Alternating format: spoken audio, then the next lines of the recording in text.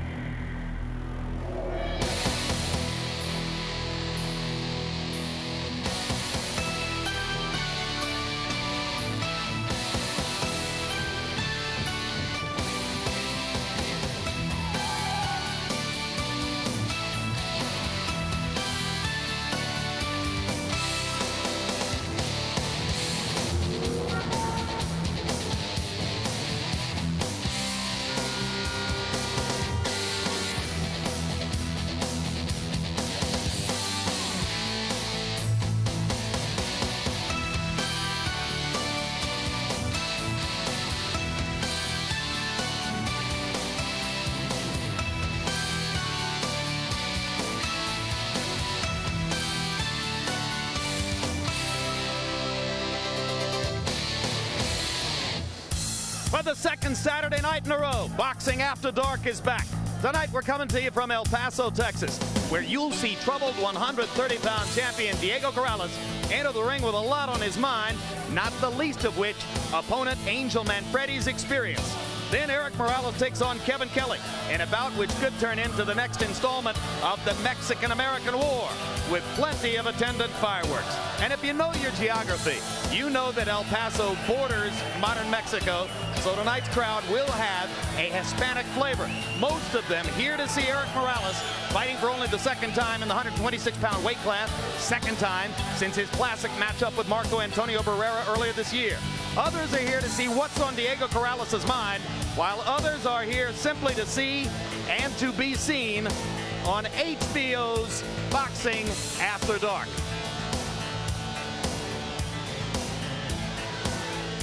And with a big smile, we welcome you to El Paso, Texas, and welcome you to this latest installment of Boxing After Dark, which tonight showcases two of the rising young superstars in the sport. But in the tradition of this series, these are fights in which both of the unbeaten superstars, Diego Corrales at 130 pounds, Eric Morales at 126 pounds, could walk away as the losers. Not least of all because in the main event, Eric Morales, originally scheduled to fight fellow Mexican Guti Espadas, turns out in the last month, after Espadas broke a collarbone, to be fighting veteran Kevin Kelly, whom you may know well as the expert commentator of our KO Nation series. Kevin Kelly started the craze for watching fights in these weight classes. He's a big puncher, but he may have more than just the puncher's chance here. For more on that, let's turn to HBO Boxing After Dark commentator and legendary trainer and manager Emmanuel Stewart. Emmanuel, Kevin Kelly, not just your average last-minute throw-in opponent. What chance do you give him of upsetting Eric Morales' apple cart in the main event tonight? I give Kevin Kelly a good chance of putting up a good fight and possibly scoring an upset. It's going to be difficult going down the stretch because of the consistency of Morales. But Kevin Kelly comes in as a well-conditioned fighter for this fight, I believe. I think he has a good punch, his left-handed style of fighting, and his experience is going to present a problem to Eric Morales. All right, that's the subtext of the main event that we'll see later on tonight. Before we get to that, a fascinating fight involving a fighter with massive outside-the-ring problems. Diego Corrales has emerged as a rising star in the past year, taking a title at 130 pounds and becoming the foil to Floyd Mayweather Jr., the superstar of that division. But on July 23, 6 weeks ago, on a Sunday afternoon, Sacramento police were called to Corrales' apartment. He was charged that week with battering his 3-month pregnant 98-pound wife. According to media reports in Sacramento, she had a broken collarbone and 3 broken ribs, and her unborn child supposedly saw its life threatened for a period of time. In the wake of all that, Corrales went to Las Vegas to train for this fight. He claims that he has been media lynched, and that in fact, when information eventually comes out in court, we will discover that his wife was not nearly so badly injured as has been reported, and that there's more to the story than we know. Regardless of who's right, certainly Corrales enters the ring under massive pressure tonight as he gets ready to fight the veteran Angel Manfredy. HBO boxing analyst Larry Merchant. All these things that Corrales now faces outside the ring worse in its way than the felony charge that Fernando Vargas, whom we saw last week, are facing. How do you expect all this to affect Corrales and his career? Jim, all we really know is that he has joined Vargas, Reed, Mayweather, Judah, as these youth may be wasted on young championship culture. Long term, it all depends on what happens in court and how he deals with it. Short term, he appears to be the type of fighter who uses the ring and the gym as a refuge from the real world, that he can cope with it when it comes to fight time. But short term, he's got to deal with Angel Manfredy, who may be the best fighter he's ever faced. Indeed, Angel Manfredy with a colorful career over the last few years and has fought against some of the top fighters in the sport. We'll see what he can do tonight, coming back to 130 pounds. Tail of the tape now for Diego Corrales against the veteran Angel Manfredy, and you can see that despite his colorful recent career, Manfredy is still only 25 years old. Corrales turned 23 about a week and a half ago. Corrales, the Tommy Hearns of the 130-pound division, 6 feet tall. He has a 6-inch height advantage, a 2-inch reach advantage. Weighed in a quarter of a pound under the limit tonight. Corrales weighs 140, Manfredy 135. That indicates they were both in excellent shape coming in. Rules of the bout with our unofficial ringside scorer, Harold Letterman. The Diego Chico Corrales Angel Manfredy fight is scheduled for 12 rounds using the unified rules of the Association of Boxing Commissions. There is no standing 8 count, no 3 knockdown rule. Only the referee can stop the fight, and you cannot be saved by the bell in any round, including the 12th and final round. Jim. All right, Harold. You may remember when first we introduced Manfredy, coming out of Gary, Indiana, the town that long ago produced Tony Zale. He's had a variety of incarnations in his public figure life, and the newest one, Larry, is yet another departure from the past. Yeah, well, pre-Prince, he came to us as El Diablo, the devil, and made a splash with this colorful entrance. But he now says he's a new creature with new features. After turning himself into some Las Vegas glitz, he has stripped himself down bare, claims he is a born-again Christian, and in fact, talks so much about his faith, as you see here, that you would almost think he is running for political office. His biggest win was at 130 pounds when he defeated Arturo Gatti a few years back and derailed the freight train that had made Gotti one of the biggest attractions in the sport at that time.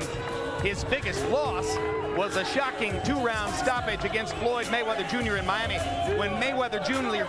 simply caught him with his blinding speed and disoriented Manfredy with a couple of hard shots at the beginning of the second round. He has not fought in this weight class of 130 for a couple of years now. So there's a question of how strong he can be against the ultra-strong Corrales. And there you see him once again trying to become a real angel.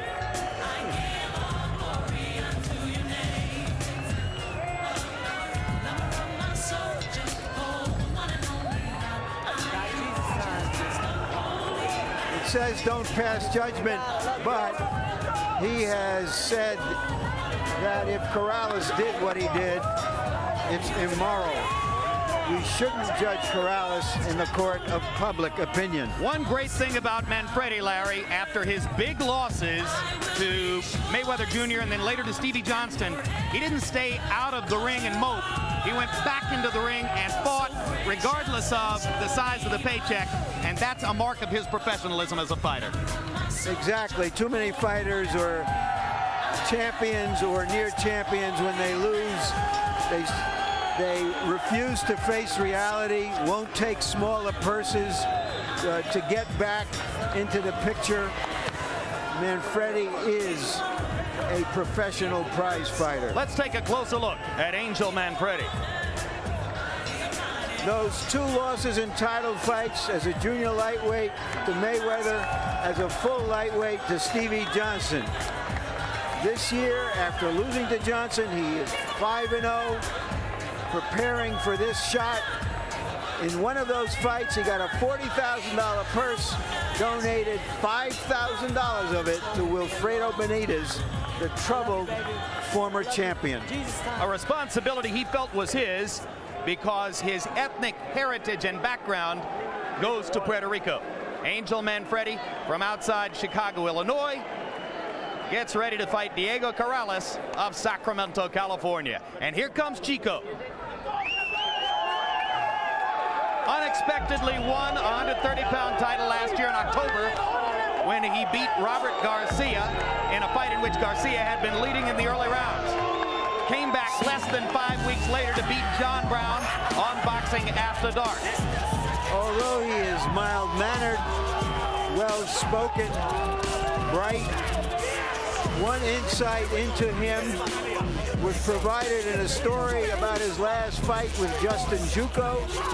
He claims that Juco taunted his wife about the fight before the fight. He went in there with the idea of punishing him, extending the fight, wound up breaking ribs and Juco's jaw.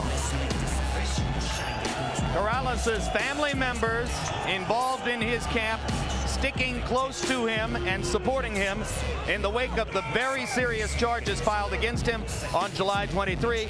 Meanwhile, women's groups in Sacramento and elsewhere say they want to see Corrales made an example of the problems that athletes have faced in controlling their violence in the home. And a closer look at Diego Corrales. Question of whether his showdown at 130 pounds with Mayweather will happen, because both of them have had problems outside of the ring.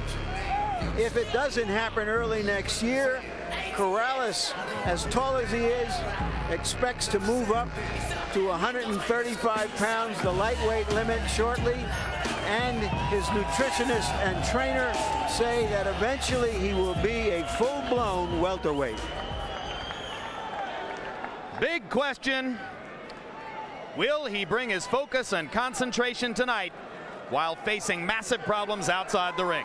And while you're watching the fight tonight, log on to hbo.com/boxing, where you'll be able to judge the fights, answer the question, who's the best 126-pound fighter? We're offering you as our candidates Marco Antonio Barrera and Eric Morales, both recently arrived in the division, and the established featherweight champ of the world, Prince Naseem Hamed. Choose one of those three or write in somebody else. We'll give you the results at the end of the evening. Now let's go up to ring announcer Michael Buffer for the official introductions. Ladies and gentlemen from El Paso, Texas, welcome to Boxing After Dark on HBO. Brought to you by Top Rank Incorporated, along with La Cerveza Más Fina Corona Extra and the Speaking Rock Casino of El Paso. The first bout brought to you in association with Cedric Kushner Promotions. Tonight's fights are sanctioned by the Texas Department of Licensing and Regulation. The scoring for this first bout will be done by 3 judges assigned at ringside, scoring on the 10-point must system, and they are David McCullough, Ronnie Ralston, and Gail Van Oy. And when the bell rings, your referee in charge of the action, Jerry McKenzie. And now, ladies and gentlemen, 12 rounds of boxing for the IBA and IBF Junior Lightweight Championship of the World.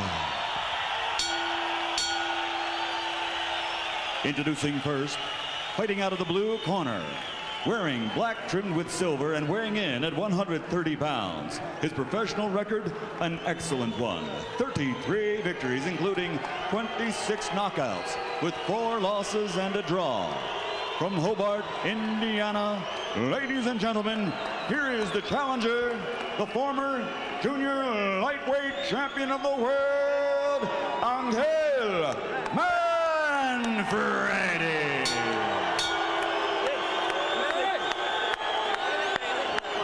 And his opponent across the ring, fighting out of the red corner, wearing blue camouflage and weighing in at 129 3/4 pounds. He brings a perfect professional record to the ring. 32 bouts, 32 victories, including 26 knockouts. He dedicates tonight's bout to the memory of his good friend Harvey. From Sacramento, California, ladies and gentlemen, presenting the reigning and defending undefeated IBA, IBF Junior Lightweight Champion of the World, Diego Chico Corrales.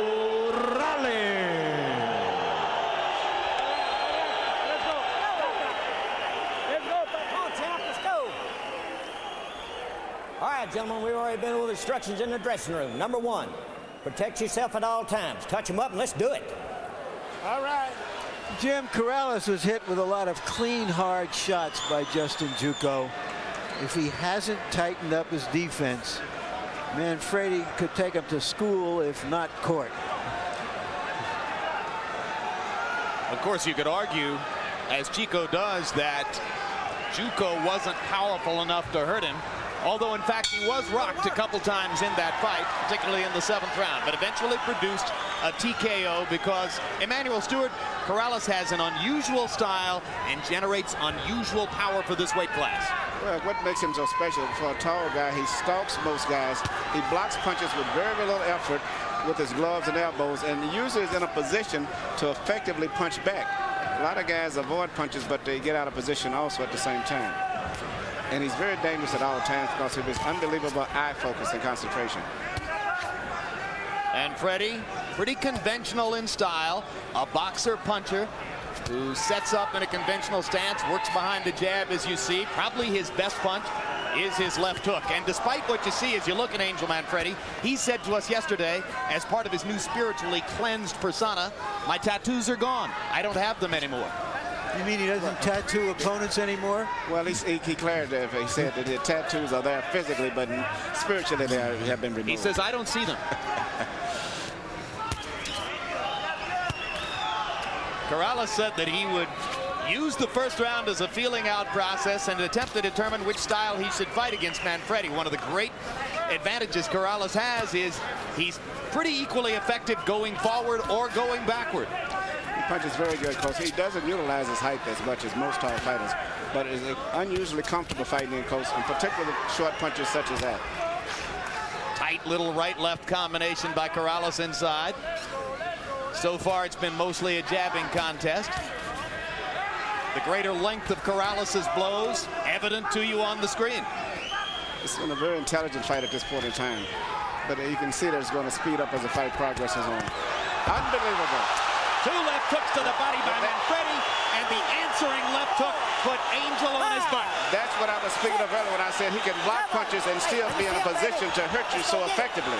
And that was a perfect example. He was blocking punches and still landed a punch all while he was blocking.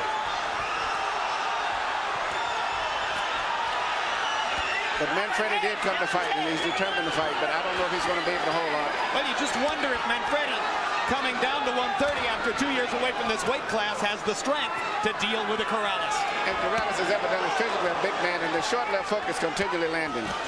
Every time that Manfredy starts to throw a punch, he pulls his head up just enough. He doesn't drop his right hand, but it's just enough of a gap for Corrales to land that short left hook of his. And Angel much more tentative now after having tasted the explosive power of Corrales on that left hook.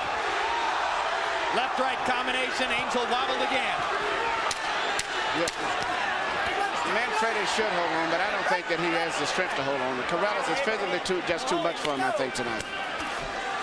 Corrales looking very focused in round 1. That was not a distracted round for the champion. And you know what's interesting? Manfredy really didn't make any mistake. When he got hit with the left hook, you got to stay low with he didn't even really drop his hands. It's just that Corrales you got to come out after you let go of your hands, so son. active. After you let go of them hands, Vaseline. After you let go of them hands, you got to come out low. Step to the side. Don't come out in the middle. When you jab, you got to take that jab and take that right hand away. You got to double up on that jab. There ain't nothing but a humbug. You hear me? Let's show you what Emmanuel was talking about. See where his punches, where his gloves are in tight, he's still in punching position. Unlike so many fighters who, when they avoid punches, are not prepared to punch right back. Watch, right hand. Watch how close his punches are, how short that punch was. And Manfredy didn't even make a mistake. He actually had his right hand up, but it was that little Part gap. of the reason he went down was that he was squared up to him at that point. He was a little bit off balance, Manfredy, but it was a shocking shot right on the jaw. And a 10-8 round on the Letterman card right off the bat for the champion. Punches in round 1, according to CompuBox. Corrales 24 of 56, 43%. If he's going to be that accurate, he's going to win. Manfredy 8 out of 66 for 12%. Couldn't get close enough to Corrales to do damage on his own punches.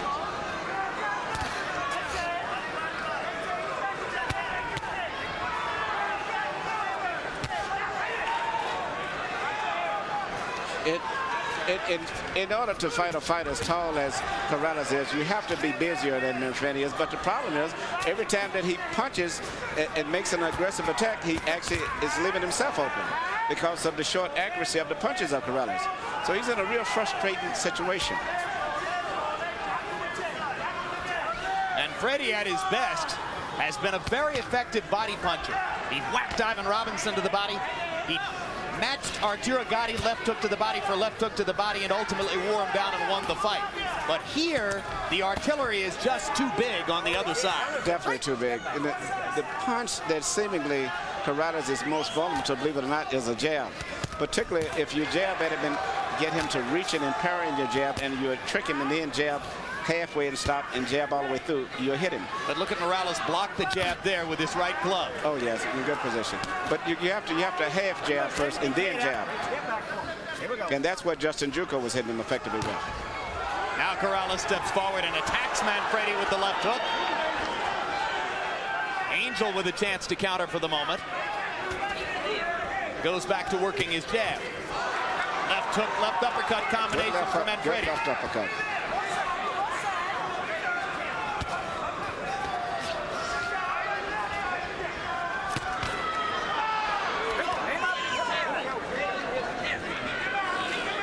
You get a sense of the determination of Angel Manfredy.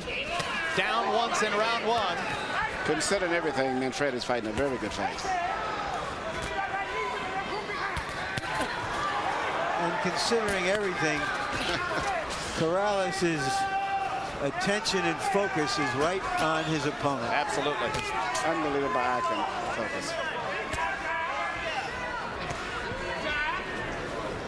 He is so calm is one of the things that is impressive to me, Emmanuel. It's almost like a violent Zen master. Very relaxed, and always in good physical position from his balance viewpoint to execute punches at all times. And even though there are other rising stars in the 130-pound weight class, like Acelino Freitas and Joel Casamayor, every Corrales fight against a name opponent is a yardstick for his ultimate chances against Floyd Mayweather. Let's listen here. And let him grow up a little bit. Don't do that again, okay? Let's go to work. Let's go to work. Let's go to work, baby.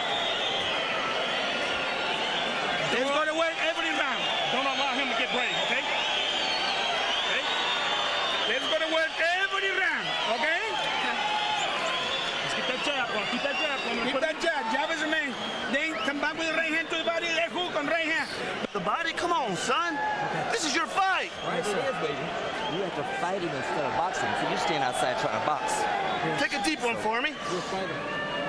Take one more for me. Now you take these rounds, and you take it from beginning to end. You keep that momentum. You're in great shape. Angel Manfredy showed his quality as a fighter when he came back in that last round and probably won it. Well, you heard his corner asking him to stop boxing and go in and fight. What do you think of that, Emmanuel? I think that's the only way that he can win this fight. I think it was good instructions. He's going to take a risk of getting hit, but he's going to get hit anyway. So the best thing he can do is to pick up the tempo and hopefully get Corrales to fighting at a faster pace than he's used to fighting at. And you can see Manfredy's a good listener. He went in and busted Corrales with two hard right hands. Corrales comes back with a right hand and a left of his own. That's the left hook once again that he didn't see it. Yeah. It isn't necessarily a hard punch, but it's a punch that he didn't see. Because it's so quick and short. He delivers the left hook with very little distance. Angel's wobbled again. Got big trouble facing him. 2 minutes left in the round. Manfredy having trouble once again, taking Corrales' big stuff. The left hook again. That punch didn't travel more than 8 inches. No, very short, accurate punch, especially for a short, tall guy. Usually has to have a lot of range to punch. He's probably the most effective short puncher of all of the fighters in the featherweight and junior lightweight division, and the tallest one. Corrales is gunning for a third-round KO. Corrales doesn't think Manfredy can make it out of this round. Attacking full bore now, and Angel unable to defend himself much of the time. Manfredy's fighting a very determined fight. Any lesser fighter would probably have given up at this stage.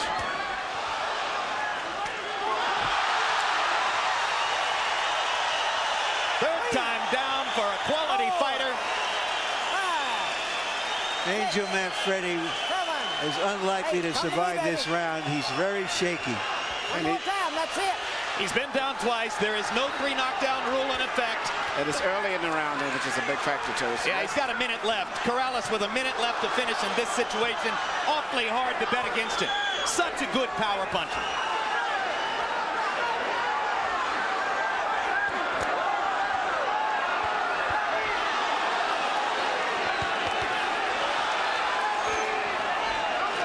Getting hurt by every punch now, Manfredy. But he will punch back, and that's why the referee cannot stop the fight. Hanging in gamely. What a tough guy Angel Manfredy's on the verge of stopping the fight.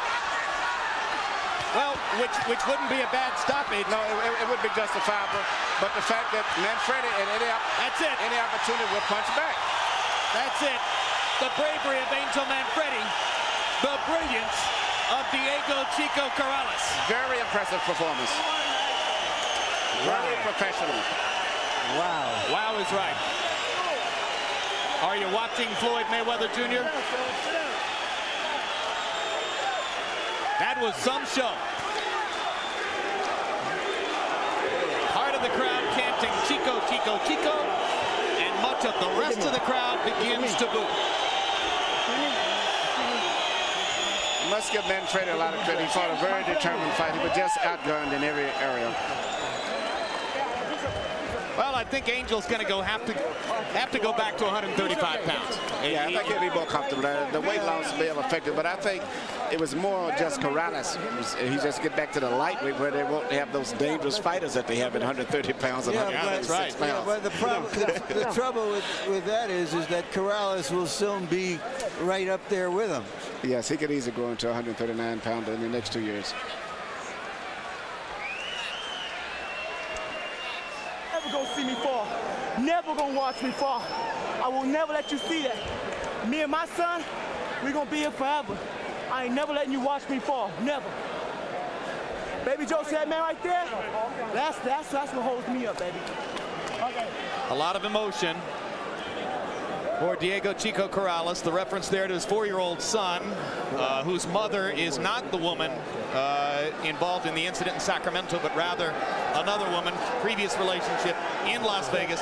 And because he left Sacramento and trained in Las Vegas, Diego was able to spend a lot of time with the 4-year-old son in the month or so leading up to this bout. He says that has been his solace as he awaits a trial, a criminal trial in Sacramento for the charges facing him there. Anybody, baby. I want everybody. Replays from the 3rd round, Larry. Well, Larry's gone back into the ring. All right, Emmanuel, let's take another look at the first knockdown in the 3rd round, and that was the left hook again. It was a duplication of the first knockdown in the 1st round. Once again, a left hook high on the temple. Even though he had his gloves up, it was just enough room for him to land that left hook. And the most effective thing about Corrales' punches is you don't see the punches that land, and that's what hurts the most. Here comes the right cross. Knocked down 2 with just a straight right hand lead, very similar to what he knocked out Robert Garcia with. And one more look at the right cross that flattened Manfredy, 3rd time in the fight. At this stage, it was just academic. Absolutely. It was target practice from that point forward. Corrales throwing all power punches, landed 39 of 86 blows in the round, 45%, more than enough to finish Manfredy off. And the referee, Jerry McKenzie, stepping in with a good stoppage because Angel's heart is such that he could have gotten himself badly hurt. He could have been seriously hurt in that fight because he was not going to give up. Nope, no possible way. Not that guy. So after a month of tension and fear, Diego Corrales is able to smile as he holds his 4-month-old son in his hands. And let's go to Michael Buffer for the official particulars on this one. Ladies and gentlemen, referee Jerry McKenzie steps in and calls a halt to the bout. At 2 minutes and 38 seconds of round number 3, the winner by knockout victory, 33 bouts, 33 victories. He's still the undefeated IBF Junior Lightweight Champion of the World, Diego Chico Corrales.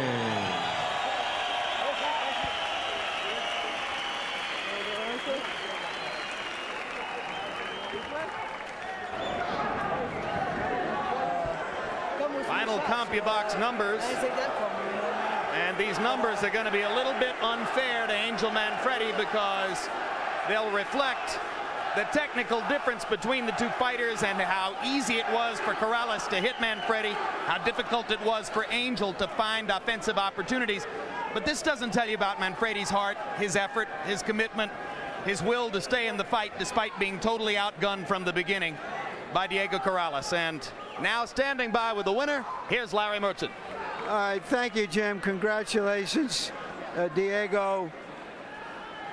After you hit him with that shot in the first round, did you feel it was all over? You know what? I just wanted to keep the pressure on because I knew if I could hurt him that early, power just keep wearing on him, just keep the pressure on and not get all, over anxious. Were you surprised the way he came back in the second round? No, I just wanted to keep. I didn't get the feeling out the first round at all. So I took the second round to go ahead and get the feeling out. I didn't really get to find out what he was and what he would do. So I took the second round just to figure it all out. When you heard him in the third round, did you feel the fight should have been stopped a little sooner because you were really putting it on him? It hurt, and I know out of the corner of my eye, I saw his wife waving it off as walking back to the corner, and I felt really bad. I mean, but it's up to the discretion of the ref in charge. I mean, I'm just there to do what I do, but I think, yeah, he should have stopped it a little earlier. Did your focus and performance tonight have anything to do with trying to overcome all of the distractions you've had outside of the ring? Yeah, the focus I've had and the dedication has had a lot to do with it, yeah. I mean, because it turned my look onto what exactly I am, and that's an athlete, and it took a lot of time to get my head back into it, but I got my head together. I worked through it, and here we are. So, in a sense, as I suggested earlier, that this is a refuge for you. It is, yes, absolutely. It is. It's my safe haven. My peace time that I get away, and I'm here in the ring, and I'm out doing my job. It's my peace time. No one can bother me in there, and that's where this is where I'm happy at. So. Do you want to say anything to the public about the troubles that have been so widely broadcast? Yeah, I'm stuck with a gag order, but I can say all in due time, all truths will come out, and I think a lot of you guys are gonna second guess how quick you jumped on me. Congratulations again. One last question. Supposed showdown with Floyd Mayweather Jr. Do you think it should happen quickly? Do you want to wait until you move up to 135 pounds? What is your take on that? You know what? Anytime, I'm ready and willing. Junior lightweight, I don't care. All right. Thank you very much again, and congratulations. Jim, we'll be right back with Angel Manfredy. All right, thank you very much, Larry. And Emmanuel, I mentioned during the fight that all of Diego's fights against name opponents are referendums on his chances against Floyd Mayweather Jr. So regardless of when it's going to take place and at what weight level, off of this, give us the latest handicapping information on Corrales versus Mayweather. Well, I think it's going to be a great fight. First of all, Corrales has never fought anyone with the speed that Mayweather has, and Mayweather has a solid amateur background also, similar to Corrales. It's going to be a very interesting fight. Corrales definitely is the better puncher between the two, but Mayweather has a lot of experience, and that blinding speed of his can neutralize a lot of things that Corrales was effective to do tonight. And unlike Angel Manfredy, who walked to Corrales in the early part of the bout, Floyd Mayweather isn't going to do that. He's going to go out and be an elusive target. And Mayweather's definitely going to do a lot of different things. He's not going to be as steady and predictable as the fighter was tonight, because it's the experience that he's had. All right, let's go back into the ring and see what Angel Manfredy has to say after this loss. Angel, you're in with a real tough customer and an outstanding fighter tonight. When you were knocked down in the first round, it appeared that was a punch you never saw. I guess first I'd like to thank my Father, God, my Savior Jesus Christ, for everything, you know what I mean? The main thing, you know what, I got off the streets, and that's the main thing. I'm happy, you know what I'm saying? As far as Diego, I take nothing away from him. He's a beautiful fighter. The first knockdown, I guess, was a surprise. You know, I felt kind of weird when I got into the ring, but no excuses, you know what I'm saying? I'm not a champion that gives excuses, so no excuses, and I give it up to him, you know, God bless him. What do you mean you felt weird?